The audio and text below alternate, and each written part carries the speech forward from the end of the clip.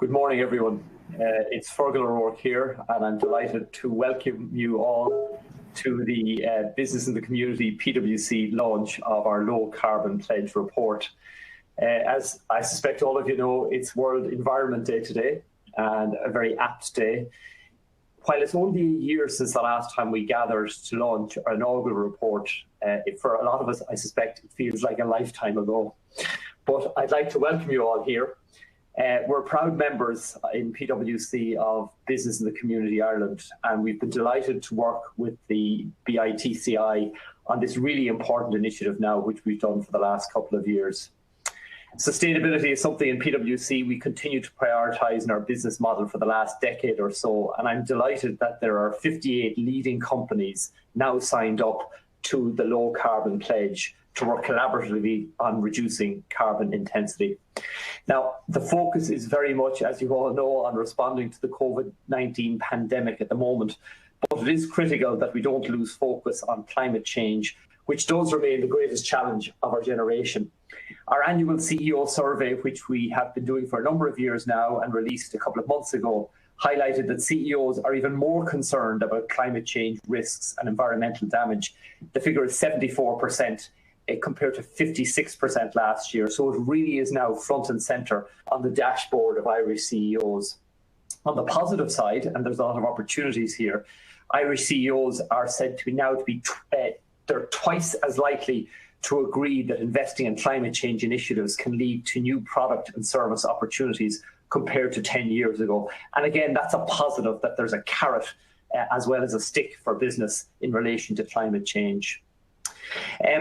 The leading companies are showing the way, and we can see from the power of this collaboration that companies are now getting more comfortable with pushing themselves faster towards a sustainable future. As I've said on a number of occasions, including this time last year, it's not that it just makes good business sense. It's the right thing to do for the planet and for our future generations. Now, I'm delighted PwC a couple of years ago, we set up a team dedicated to addressing the wide range of climate change related issues and helping companies to prosper in a zero carbon world. And I'll now pass you over to our partner who leads our energy and sustainability practice, Kim McLennan, who will give a brief overview of the report. Kim, over to you. Thank you, Fergal, and good morning, everybody. The slides here. So, as Fergal said, my name is Kim McLennan and I lead our energy, utilities and sustainability practice here at PwC Ireland. And we're delighted to be partnering with BITC again on this low carbon report.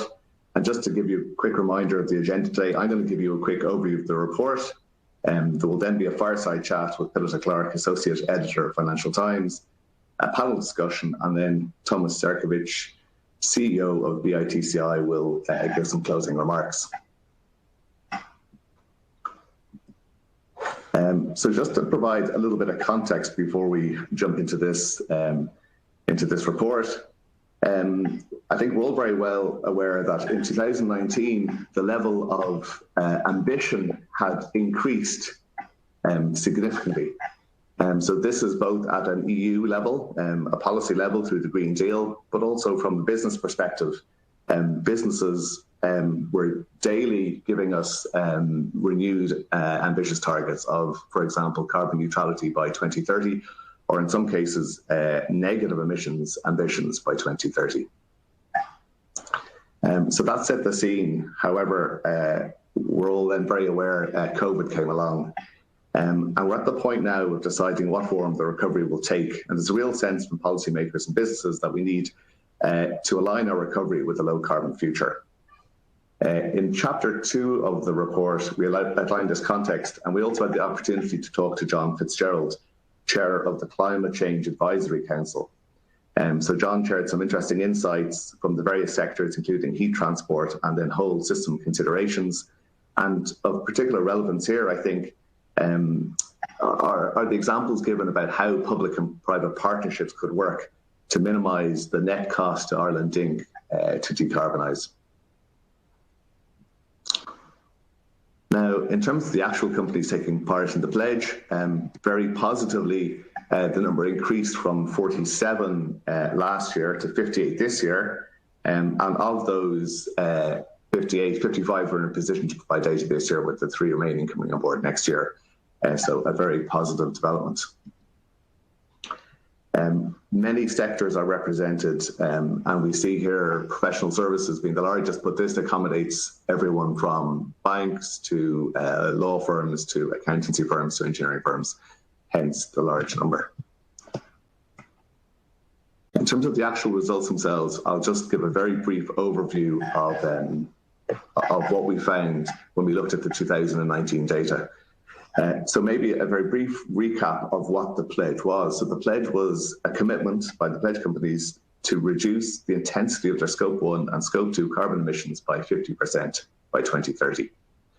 And what we've seen this year in 2019 data was that 41% was the average intensity reduction that had been achieved. So well on the way to achieving the target well in advance of 2030. And that's a marked improvement from last year when it was 36%. And if we think that there's usually a law of diminishing returns where you address the low-hanging fruit first, I think that's a very substantial improvement from last year. In terms of the sectorial distribution of the results, we see that the energy utility sector has made very significant improvements of 19%. However, they are the largest contributor to emissions in terms of net absolute emissions, which is largely driven by the fact that they generate, the member companies here generate a very significant portion of our electricity. And what's leading their decarbonisation efforts is the move to renewables and a shift away from peat and coal burning, which is very positive and delivers additional benefits to businesses as the electricity they use becomes more renewable by this effort. We also saw very good improvements in the retail sector and professional services, largely driven by energy efficiency measures and sourcing renewable electricity. So this year, as per the call last year to ratchet up the ambition beyond simply Scope 1, Scope 2, member firms were invited on a voluntary basis to submit data on Scope 3 emissions. Now, it wasn't all Scope 3 emissions. In the first instance, it was confined to business travel, waste generated, and water consumption. 29 companies elected on a voluntary basis to send in these Scope 3 emissions. Interestingly, business travel made up 91% of these, so a very significant proportion, and nearly 3/4 of the business travel emissions are linked to air travel. And this is obviously a very interesting takeaway in light of what the impact of COVID-19 has had on business travel. We also asked companies if they were getting any form of external validation of this data. If we think that this data is important, if external stakeholders such as investors, shareholders, and consumers think it's important, and then why isn't it getting the same level of assurance as the financial data? And 53% of companies now get external validation, up from 34% last year, which brings us much more in line with our European and UK peers, which was very positive. Chapter 6 then outlined some case studies. So 4 companies kindly volunteered to take part. They were RTE, Musgrave, Arup, and SSE, and shared stories as to how they're embarking on their decarbonisation journey. So while they're very interesting insights and warrant to read, the one takeaway that we have noted is that 3 of the 4 are using science-based targets to define their decarbonisation agenda. And so these were Musgraves, Arup, and SSE. It would be impossible to write this report this year without mentioning COVID-19. So while the data relates to 2019, so everything we've reported was pre-COVID, we felt it was important to incorporate some thinking as to how COVID-19 will impact on the decarbonisation agenda. So we asked each of our sector leads in PwC to outline what are the helicopter impacts of COVID-19 on their sectors and possible implications for decarbonisation. So those have been outlined in this chapter. And while many are unique to the particular sectors, there were a few common themes that emerged. So one is prudent use of the finite amount of government funding that's going to be available. So while job creation in the near term is absolutely critical, the assets and infrastructure that are delivered should build towards a more sustainable future and ultimately lead to a net zero economy by 2050. So clearly prioritising investment in things such as renewable energy, broadband, water and wastewater infrastructure will meet those criteria. It was also very important that companies get the right signals in terms of the decarbonisation solutions they can look at. So if you're a company looking to replace your distribution fleet with either electric vans or biogas or hydrogen HGVs, you need to know that the relevant recharging or refueling infrastructure is in place before you make those investments. So there's some critical pieces that policymakers have to address. And then visibility on carbon tax. Clearly, excuse me, if there's clear signalling of future direction of carbon prices, this will have this will support the business cases, excuse me, for carbon neutral solutions. For example, if you're looking to replace your refrigeration system and the carbon neutral solution is slightly more expensive, however, it's planned to last for 15 years, the future carbon price can help make that business case. And then finally, we have a conclusions and recommendations section in our report. And as per last year, we would encourage BITCI to continue to sign up new companies to this pledge, so grow the scale of companies involved, and ratchet up that ambition, so to move beyond the Scope 1 and Scope 2 emissions, and to very definitely look at Scope 3, and then use science-based targets to clearly signal what your targets are in a transparent fashion that connects into the ambition of the Paris Agreement to restrict global warming to 1.5 degrees. In terms of transparency, this is going to be critical. So the combination of the recent EU guidelines and reporting on reporting carbon emissions, as well as the growing acceptance of the recommendations from the Task Force on Climate-Related Financial Disclosures, emissions data reporting and verification is an area that companies will see increased focus on over the next number of years. And then finally, we wanted to encourage companies to incorporate learnings from COVID-19. So these were principally broken down into two areas. One, we see the very harsh lessons from this crisis, and they're likely to have an accelerating effort on markets and boards to price in systemic risk, and in particular climate risk. So whether you're a bank with a large mortgage exposure to properties that are exposed to sea level rising or flooding, or whether you're, for example, a components manufacturer making components for internal combustion engine cars, which are no longer required in electric vehicles, nearly all business models can be substantially impacted by climate change, by climate risk, and these risks need to be quantified, and then strategies need to be put in place to mitigate against them. And the second area is we've obviously seen how we have adapted our business practices substantially in light of COVID. And it's a very real opportunity to take some of these to fundamentally reduce your carbon footprint. So these include things like much more remote teleworking, using these digital assets like we're using today for meetings or for events, supply chain changing, nearshoring, or fundamentally regionalizing supply chains. So thank you very much for your attention. If you have any questions, please feel free to add them to the chat function within the application, but also feel free to send me an email directly. My email address is at the back of the report if you have any questions when you read the report. So thank you very much for your time, and I'm now going to hand over to Thomas Serkovich for a Fireside Chat. Thanks so much, Kim. Good morning, everybody. It is an absolute pleasure to be in this virtual event this morning, and delighted to see we have close to 250 people online right now, and I guess it's a very clear indication of the interest that it's out there for this topic. Obviously, as Fergal was saying, today is World Environment Day. today is also the launch of the Race to Zero campaign. Race to Zero is the COP26 initiative, which, as you know, is now delayed until November 2021, to decarbonize our business and our society.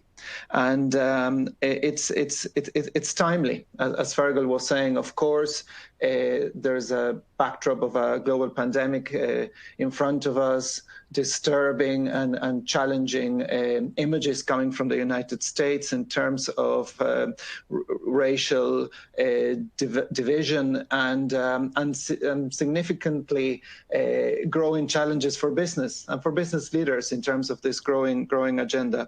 But today we're going to talk about the climate emergency and the responses from businesses. So the first thing I want to say is just to remind people, for those of you who are very active on social media, hashtag low carbon pledge, and at the bottom of the screen you can see our tags at BITCI Ireland and at PwC Ireland. Talking about PwC, I want to thank PwC again for partnering with us this year in this low carbon pledge report.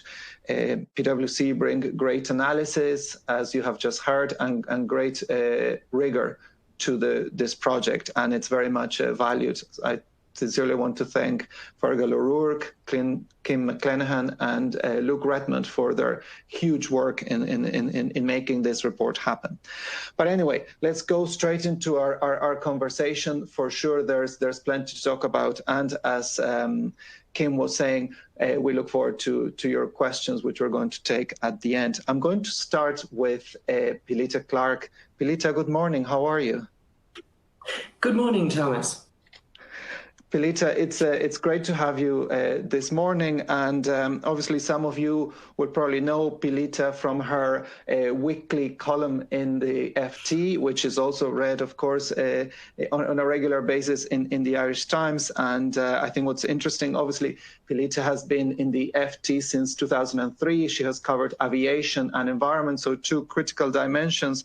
And you've obviously also been a Washington correspondent before that, so significant experience. And I guess, Pilita, my first question, just to go straight into it, is we read the FT when we want to know what's going on in the world of money and in the world of investors.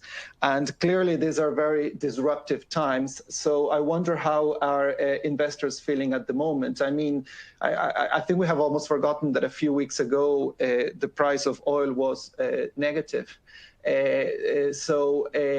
How do you see investors reacting in terms of the climate emergency, the opportunities that are out there, and do you see a stronger orientation towards investing in the green agenda and in the ESG agenda?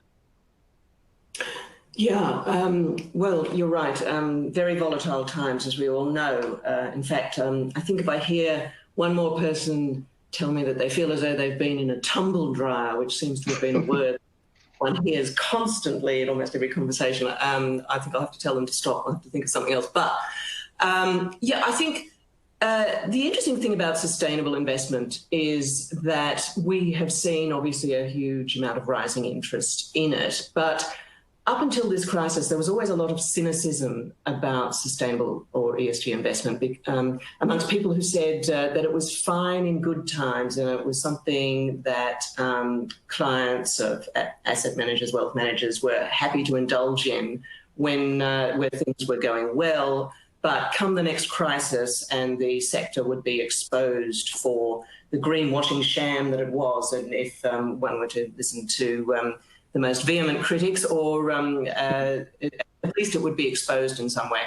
And I think the interesting thing is that so far, if we look at what's been happening in the first quarter, sustainable investing has been having a pretty good crisis. There's quite a few interesting data points. You know, if you look at, say, ESG exchange-traded funds, they only had about 2 weeks of outflows up until about the third week in May, and both of them quite small. If you look at things like MSCI's index of ESG companies, they outperformed the main benchmark in all the main regions of the world in the first quarter. Green bonds have been doing very well against counterparts as well. So, I think so far I would say that ESG investing has been doing quite well, which is interesting. Of course, there's a question about why that's happening. Absolutely, yes. And I wonder, Pilita, is if this is here to stay. I think that's the key question we're asking. Or will our honourable investors feel, this is just while they're performing well, we'll stay here, but then maybe fossil fuels come back because they're so cheap or more attractive than the ESG, because that seems to be the eternal debate, isn't it?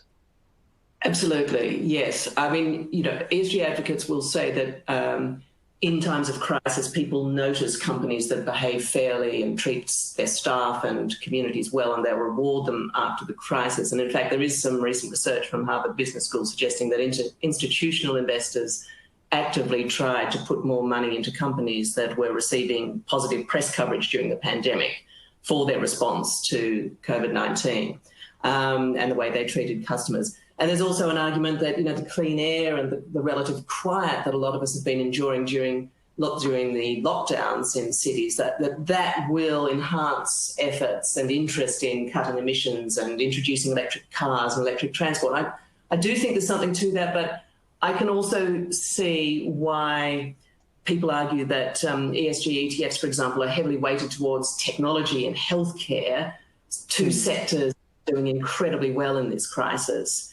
And there's also other research suggesting that when you ask companies if they think they're going to do more work on sustainability as a result of the pandemic, fairly small numbers say they will. And one survey I saw only about 10% that were saying they would do that, and about nearly a third were saying that they won't. So, we'll see how this pans out. I think a lot is going to depend on how individual countries do, and a lot is going to depend on the energy makeup of individual countries. So we'll see.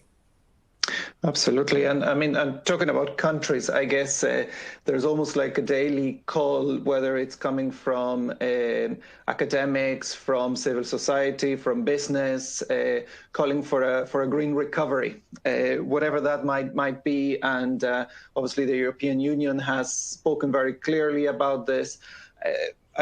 My question is are you seeing a bit of a repeat, Pilita, from the 2008 sort of recovery efforts, or are we on a track to say this is going to be a different recovery and the green element will be quite prevalent?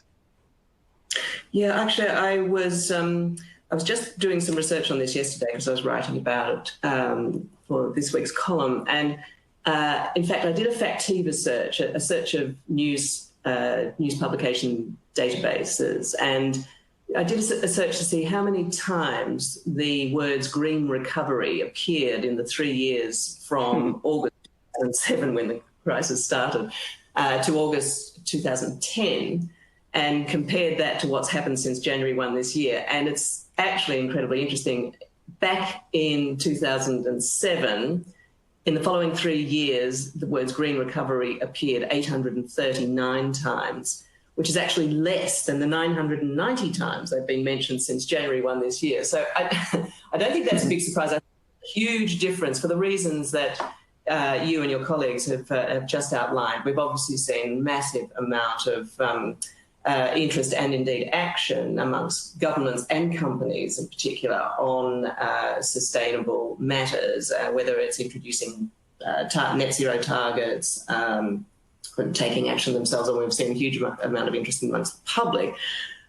So the pandemic interrupted that, but I think that this recovery is going to be very different to the last one, and we have to hope so, because in fact, last time around when government started to rebuild, only about $1.06 it went on sustainable infrastructure. This time around, we're seeing a huge number of companies pressing governments to ensure that their recoveries are going to be green. And as was mentioned earlier, we're starting to see a number of countries, predominantly in Europe, attach green stream to their bailout conditions, as we've seen in France and Netherlands and elsewhere. But not just in Europe. I think it's very interesting to see that Canada for example, has said that its funding for large employers is only going to go to companies that agree to sign up to these TCFD rules, these climate disclosure rules, where they have to explain the climate risks and opportunities to their business. Now, that is incredibly interesting because, of course, if that were to become widespread and mandatory, it could mean that we see quite a dramatic shift in money away from brown to green ventures. So, we are starting to see some very interesting things that weren't happening as much, I would argue, last time around. Yeah, no, and that's really interesting because we need to sustain some of those measures, and definitely the Canadian example is quite inspirational. It reminds me a decade ago when we went through the bailout process for the banking sector here. There was a clause that maybe people still remember, but it was one of those small little clauses that it was a requirement for companies to disclose information on corporate social responsibility. Now, I sincerely hope that is going to stay. But talking about governments, Pilita, we are on the cusp of forming one here as we speak, hopefully, and obviously there's some. There is a strong pressure for climate being a key element of that agenda. What would you see from your global perspective of some of the key challenges that from a government perspective are in terms of getting to that race to zero, getting to that net zero by 2050 roadmap?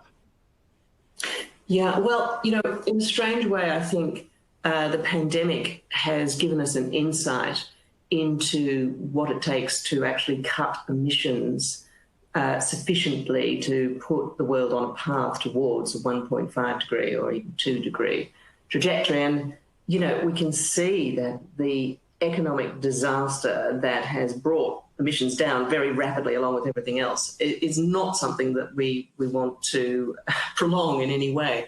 But I think it's given us a sense of the tremendous changes that are needed in order to reduce emissions, not necessarily, as I say, a good sense, but in each country, no two countries are alike in a sense when it comes to the best way to cut emissions. But from an economic perspective, clearly the most efficient way to try to reduce emissions is to bring in some form of carbon pricing or carbon tax. And I was fascinated to read, actually, that in the course of the negotiations, the government formation negotiations that have been going on in Ireland, there's been discussion about a carbon tax or carbon pricing. And in fact, what's so interesting, I think, is that rather than arguing, as other countries have, about whether one should be introduced or not, it seemed from my reading that to be more an argument about where the proceeds of the tax should go to, which is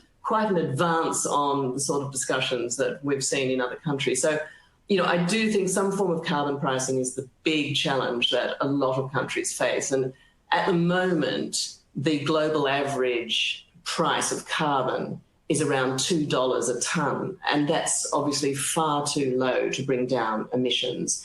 And so it's that, I think, is something that is really going to remain a huge challenge for countries everywhere, because as we've seen in my own home country of Australia, governments rise and fall on carbon taxes at times, and it's a terribly difficult one to do in many ways, easily brought down in times of opposition. But then, the other problem is I think Ireland's incredibly interesting because so many greenhouse gas emissions there are coming from agriculture, which is not the case in other countries. But in Australia, it's coal. So I think each country has its version of a coal or a cow problem, and that is going to be the challenge for governments everywhere. But I guess I think that the thing that governments have going for them in this crisis and hopefully during this recovery is a huge increase in the number of businesses supporting the green agenda, not to mention, of course, the wider public.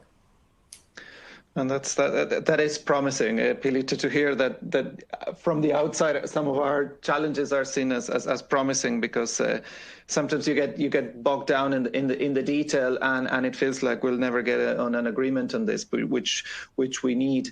We're almost on time, Pilita, but I'm very tempted to ask you one final question, because you write a lot about business, and from your own perspective, and obviously, you're an analyst, you observe a lot, but you're also a citizen and a consumer.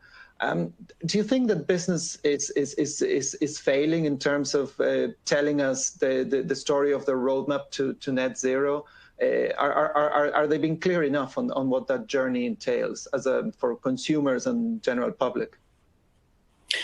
Well, I wouldn't say business is failing, or at least not failing any more than a lot of journalists and other people in the public realm when it comes to this issue. I think the danger, there is a definite danger that those of us who spend a lot of time thinking and about these sorts of issues can often assume that there is much greater public awareness about them than there actually is.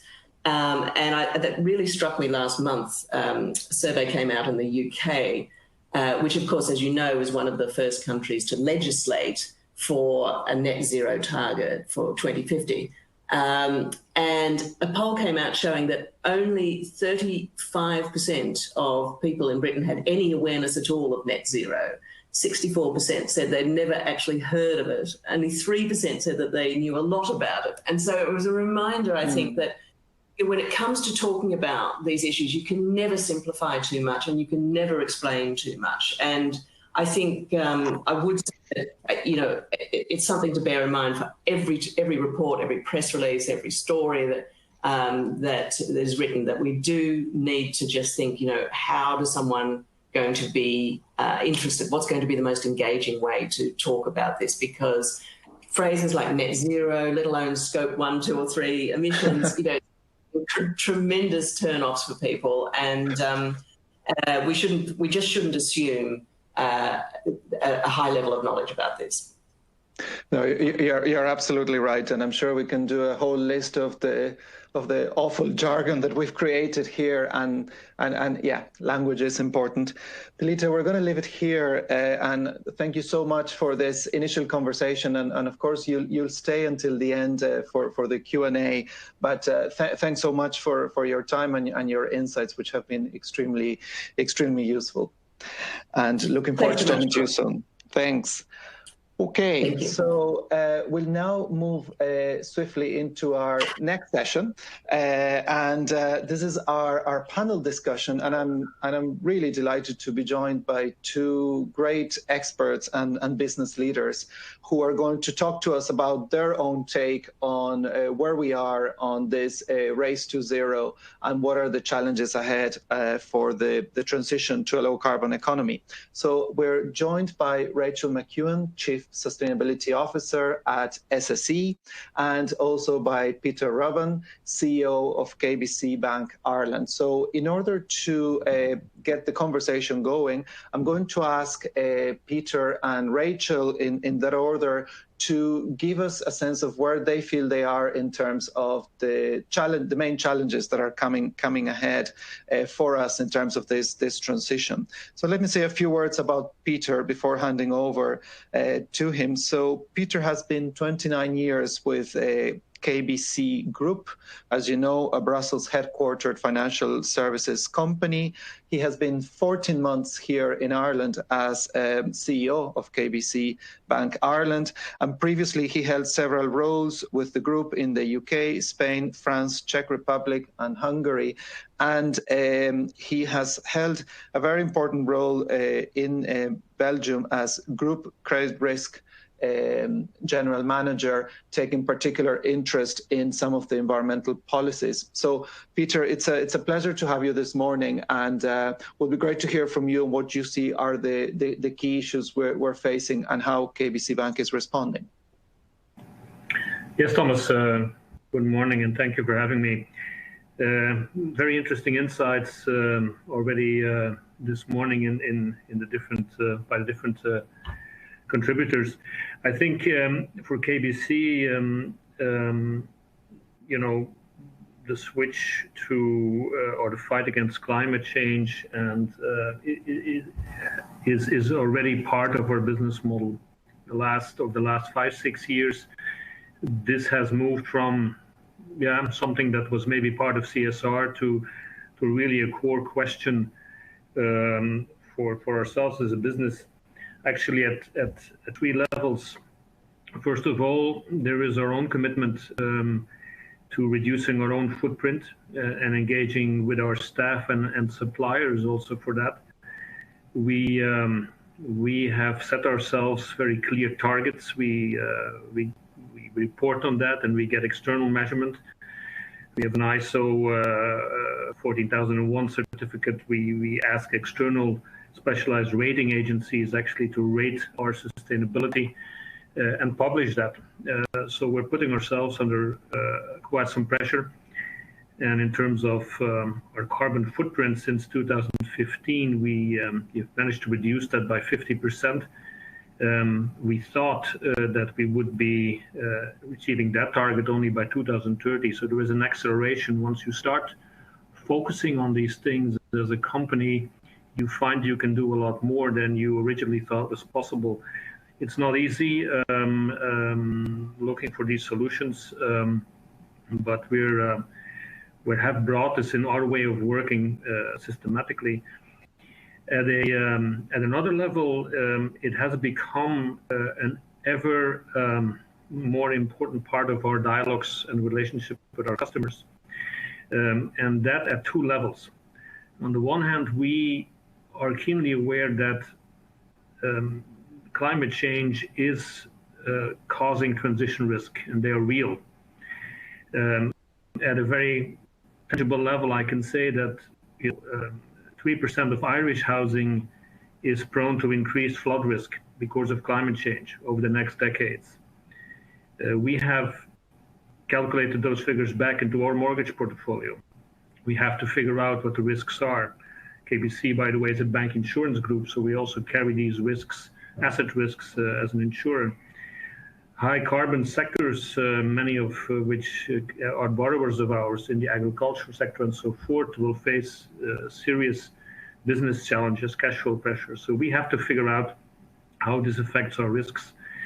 And what's happening here is, on the one hand, we are making deliberate choices to reduce our involvement in certain activities. We have almost moved entirely out of coal financing, for example, over the last couple of years.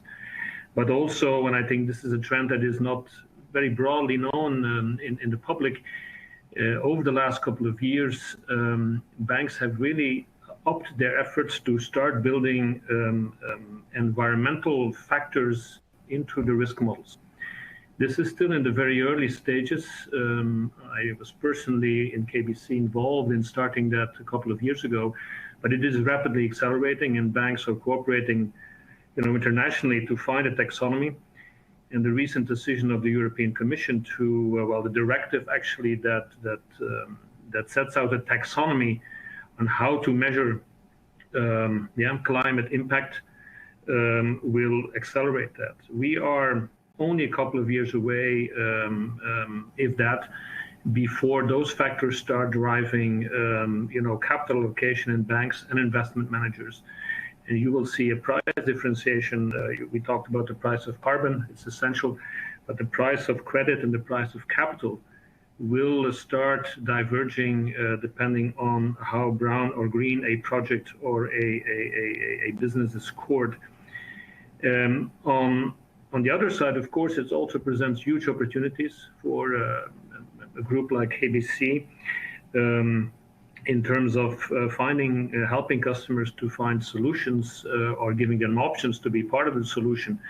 And Patilla was talking about ESG funds. I can only echo what she says. In 2015, it's only 5 years ago, ESG funds investments actually only made up 2.5% of our global assets under management. at the end of last year, it was 15%. It's rapidly accelerating. So you see a real interest of investors and retail investors also here in Ireland, because we launched a full set of ESG funds here last year. And it was quite surprising for us to see how consumers are and investors are taking up on this. Also, our lending, of course, opportunities in that field are growing all the time. Already 57% of lending to the energy sector is for renewables. So there is that side as well, how this affects our business model. So you asked, how can we have a green recovery? I would say, Thomas, how can we not? Absolutely, Peter. Thank you very much, and that's very, very important, and it's really interesting. You're talking about the taxonomy, and I think that's a very important journey for your sector in terms of properly addressing the big risks of climate. We'll now then turn over to Rachel McEwen, and as I was saying, Rachel is the Chief Sustainability Officer in SSE. She joined the company in 2007, and obviously her role occupies responsibility for sustainability, climate change, community funds, and corporate heritage. And Rachel has a very interesting background, as she is a former chair of the leadership group of Living Wage Scotland and is currently a member of the Scottish Government's Just Transition Commission. So very interesting background. And Rachel, can we turn over to you and see how do you see climate crisis from the perspective of SSE PLC? Thanks very much, Thomas. Just to say, I've loved listening to the contributors this morning, so I'm very grateful that you've invited me, and I want to say a big congratulations to you and PwC for the report and the debate. And I guess the timing is key. We have this unique opportunity to emerge from the awfulness of the virus and do everything better than we did it before, the way that we work, the way we do business, even the way we run our lives. So I guess as a very speedy starter for 10, I just wanted to say three things. To sort of kick it off and positively is to say that net or complete decarbonisation is absolutely possible, although it is true that it is quicker and easier in some sectors than in others. And in my own industry, electricity, we do know how to take all of the carbon out of our product. Electricity from renewable sources, offshore wind in particular, is now the cheapest way to generate electricity. And with a push on nailing down the technologies that should provide the balance when the wind is not blowing, and some smart policy action from governments, we should be within grasp of zero carbon electricity by the late 2030s. So with carbon increasingly being removed from electricity, electricity of course becomes a low carbon and ultimately a zero carbon energy source we can use to decarbonise the rest of the sectors, and in particular road transport and heat. Now, my second point is that while technology and the economics of transitioning to a net zero world are emerging, we must recognise the enormous social upheaval that will result. And I guess picking up on Peter's language, this upheaval results in transition risks. And as he said, Thomas, I'm on this Just Transition Commission in Scotland, and what I have been struck by, or what I'm worried about, is that the opportunities for injustice in this next decade are endless. And this debate, we sort of traditionally think about being the transfer of jobs from high emitting industries to low emitting industries, but it's much more than that. And I sort of talk about the fair distribution of what I call climate goods. So the good things associated with this: cleaner air, access to new green technology and new skills. But there's also the distribution of climate bads too, and they are effectively the costs associated with the transition. And the key point is that we, and I mean the big we, government, public sector, private sector, as a society, we must bring about the fair distribution of those goods and bads, because without that, the public legitimacy for climate action is diminished. Now, my last point is simply to say that I really believe that businesses know that they must decarbonise. I don't think that's under question. Whether they do that robustly, though, is a legitimate question. And that's why evidence, science and facts matter. It's not enough for us to become sort of a frenzy of target-tasticness to say that we want to decarbonise. We must do it and prove we've done it. So exercises like this, the Low Carbon Business Pledge, the commitments, and then the report to hold us to account are a really big part of it. And so too is the Science Based Target Initiative. So I guess, in a nutshell, at SSE, we believe that net zero by 2050 is not just desirable, it is perfectly possible, with smart policy framing and action by business and government. We must beware not to create social problems, particularly through these next few years, through these 2020s. And to avoid any notion of greenwash, companies seeking to take action should pin their plans to a credible framework from which to organise that action. Thanks, Thomas. Back to you. Thanks so much, Rachel. That was obviously spot on, and I'm very, very happy to hear your optimism in terms of the roadmap ahead for your sector, and clearly the solutions are significant and are within our reach, and it's great to see that your company has taken that very strong position about it. So let me move then to some couple of questions, and I can see some of the questions in the chat are being echoed in some of your comments. So people have asked about the rigor of our process and just transition as well. But I would like to start with the following question, and maybe I'll ask you, Peter, first, and then Rachel, just to help us reflect. You know, obviously you have a great vision, but this vision requires you to lead a process of change within your own organizations. Can you give us a sense, or can you talk to us about how do you drive such a process of change, and how you personally feel involved in ensuring that we are progressing seriously towards net zero? Peter? Yes, Thomas. Yes, in our case, we have embedded this deeply into our governance. So we have an internal sustainability board which has decision-making powers. It's chaired by a group CEO, and all the business unit CEOs are on that board next to a couple of experts. And that's where we drive actually and define the policies and consistently, you know, push up the targets and see how we progress. So we manage this like any other business process.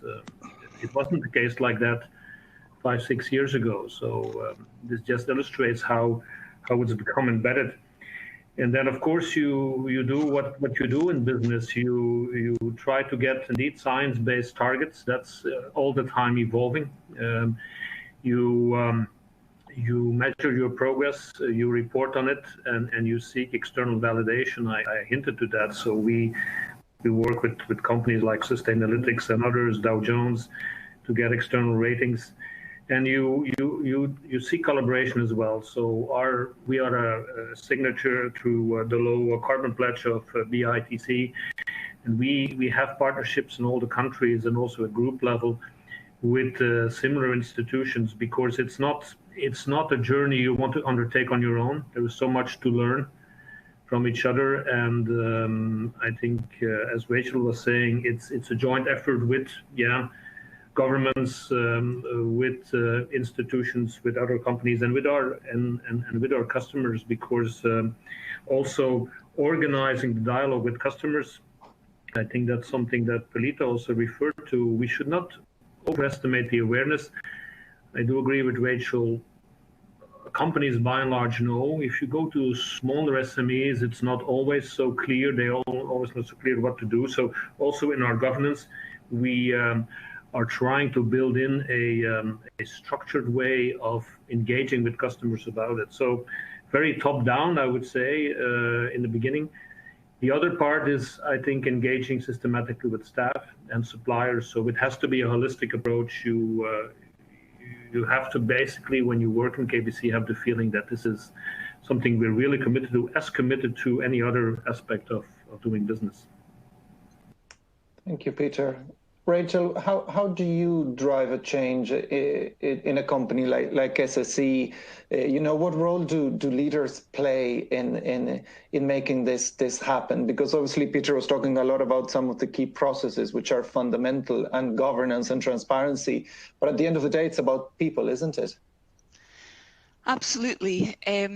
I've been doing a kind of variation of this job for about 7 years, and things have changed a lot. But kind of looking back, how that process of change came about, I wouldn't say that we started with a blank sheet of paper and we didn't take the rule book that says it needs to be led from the top and all of that. The truth is it probably was led from the top, but we didn't think of it that way.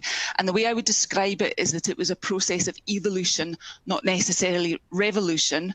But looking back, if I look to where we were and where we are now, it has actually been a revolution, if you know what I mean, if that makes sense. Yeah. One of the big things that has changed is the shift from sustainability being considered as being something. So if you do these good things, bad things won't happen. In other words, it's like a way of managing risk. Whereas now for us, and I think for other companies too, it is seen as strategies for growth and opportunities. And I think psychologically, that's the big shift for us and for others. I suspect KBC are the same, is that this isn't just about stopping nasty things happening, a crisis with your reputation or things like that, which seems a little sort of shallow in some ways. Whereas if you make it the absolute core of your reason for being, which is, so if the purpose of business is to find profitable solutions to the problems of people and planet, then the climate challenge for an electricity company is precisely that's what we're here for. We're here to find the innovative, cost-effective, profitable solutions to find a way to run our economies without carbon, basically. Does that help? Absolutely. Yes. No. Absolutely. And that is. I like to hear the word revolution in a conversation about climate change, because that's the type of change we need. And as we all know, the science behind this called for unprecedented and radical change. So that's what we need within business as well. And Rachel, if I could stay with you for a second, obviously one of the things that this low carbon pledge is trying to advocate for is further collaboration. How do you think we can bring more collaboration around this? Because at the end of the day, your company on its own cannot make this happen. How can we foster more meaningful collaboration on net zero solutions? If maybe reflecting on some of your technologies that you were describing earlier. Okay. First of all, I think you're doing a really good job. So I actually think that you're bringing about a genuine collaboration throughout the Irish business community. I see other business communities, and I think that what you've got is very healthy. In terms of how we bring about more, our company's just gone through the Science-Based Target Initiative process, which is, I have to say, is not for the faint-hearted. It's very technical and very detailed. We have got our sort of badge of honour, but we haven't yet published in the actual detail of that. That's coming out with our financial results on the 17th of June. So I can't talk an enormous amount of detail, but I do want to pick up on one thing, which is this Scope 3 supply chain emissions. And this is where I think collaboration is most obvious. So SSE as a company's got something like a 3 billion euro supply chain annually. And we work with some of the most impressive companies in some respects, Siemens and Mitsubishi, some really amazing companies that have got fantastic sustainability records. Now, we need, in order to have a science-based target, we need to demonstrate that, that our biggest suppliers in our supply chain are also on a journey to net zero through a rigorous science-based target initiative. So one of the sort of happy consequences of seeking to be robust in achieving net zero is that you are effectively forced to do this in collaboration, because it's the neatest way of capturing your Scope 3 emissions. If everybody that you're working for is working towards net zero, so all your client your suppliers are also working to net zero, then you've got this happy kind of situation of everybody working in the same direction. So I do think there are kind of happy consequences coming out of this, which are forcing collaboration if you hadn't been so inclined beforehand, if that makes sense. Yeah, no, absolutely. And of course, you're talking about science-based targets and your company's commitment, Rachel, to that. How do you see that aligning with governmental initiatives such as the Climate Action Plan here in Ireland and similar initiatives in Scotland and in Great Britain? I suppose what the science-based target does is that it gives you a robust scientific evidence to which you meet the Paris Agreement. And of course, what the Climate Action Plan in Ireland is doing, and what the UK and Scottish legislation is doing, is effectively making our contributions to meeting the Paris Agreement. So it is perfectly aligned, if you know, in a way. I suppose the only thing I would say in terms of government, and governments do have an important job to do right now. You know, we've got to come out of this crisis, and we do need to create jobs, and we do need to recover. And there are things that they can do through policy framing, not necessarily fiscal interventions, but there are things that can speed up this process. So our science-based target has got targets for 2030 and 2034 and things. Could we do some of those things a little bit quicker? I think we probably could, given certain circumstances. So offshore wind's the most obvious. That the economics of offshore wind are just fantastic. None of us believed 10 years ago that this could possibly happen. And is there any reason why it's not to speed that up? The quicker we do these things, the quicker we will reach net zero. So does that help? Absolutely, it does, and thank you very much. And I'm going to have to apologize to Peter and Pilita, because I'm looking at my clock, and there's this fantastic platform here that's telling me that everything was shut down violently in 3 minutes. So I better bring this to a close. And the first thing I want to do is apologize, because there are some really good questions here coming on, but the good thing is that we have the email addresses of everybody who asked the questions, and we will definitely follow up on that, and we'll share some with the speakers and the panelists. So can I first start by thanking very much Pilita, Peter, and Rachel for sharing their insights, their knowledge, and I think they've been very solid in indicating where the opportunities are and where the challenges are, and also the need for the collaboration that we need to get to. So thank you very much to all three, and again, apologies for not making more time for this. Let me just close by saying a few things from the business and the community perspective. The first one, I don't think I need to dwell much on it. The impacts of climate change are being seen every day and continue to get worse. I know we're thinking about COVID. I know we're thinking about what the cabinet is deciding as we speak in terms of the reopening of our economy and society. But those challenges continue to exist and will continue to get more challenging.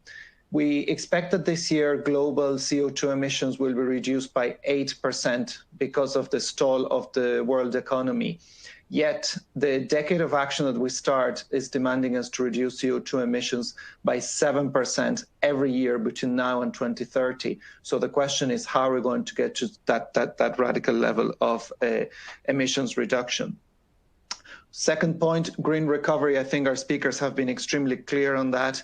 Is the essential challenge and it's a great opportunity that we cannot miss. And by we, I'm talking about businesses as much as I'm talking about government and civil society. Fergal O'Rourke spoke at the very beginning about the business opportunities of this net zero low carbon economy. And again, I think both Peter and Rachel have spoken about those opportunities, and they continue to grow. And even in some of the most challenged sectors, when it comes to looking at their emissions, the opportunities are there, and they're immense. And if we take on board Pilita's views around how investment is being more redirected in this way, the opportunity is there. My fourth point is business leaders must own this climate crisis as a fundamental challenge. It is something that has to be part of your business models. It has to be part of your purpose, and it has to be a key element of your own leadership. We need authentic leaders that are going to be driving this agenda, that are going to be exploiting the business opportunities, and that they're going to be driving some of the fundamental collaborations that we need. Rachel spoke about just transition, and I was reminded that we have obviously a Just Transition Commission here in Ireland too.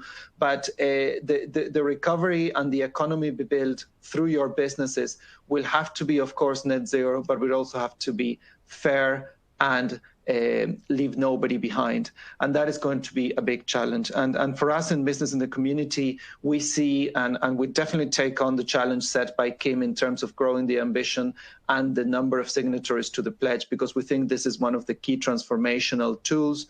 We see ourselves in business in the community as the engine that will drive the action for that change, and we want to sign up more companies because we think that's the challenge. So time's up, everybody. I just want to close by saying thank you.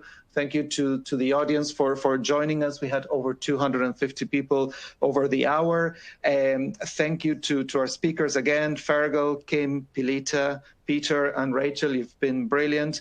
I want to particularly thank the 58 signatories of the Low Carbon Pledge, because it is a big effort, and you're definitely signposting, or you are the pioneers, as it's mentioned in the introduction by Minister Bruton to the report. Just to say, the report will be available on our websites, on our social media, and those of you who registered to attend will get it also by email if you haven't already. Final thing, to thank the Minister and his team for providing us with the introduction to the report, which was very exciting, and we certainly look forward to the ongoing collaboration with as the government gets formed and as these actions get more seriously. Thank you to the PwC team, to the technical colleagues, to the marketing, and there's an IT team behind this platform, which are phenomenal people who have kept us all very calm over the last hour. And last but not least, just to thank my own team in business in the community, who do an amazing job. And in particular, I want to mention Nick Reynolds, because he is the driving force behind this report being today launched and presented, and it is exciting, and we need to close with a positive note. Of course, there's a massive challenge ahead, but we have some amazing businesses that are continuing to drive this.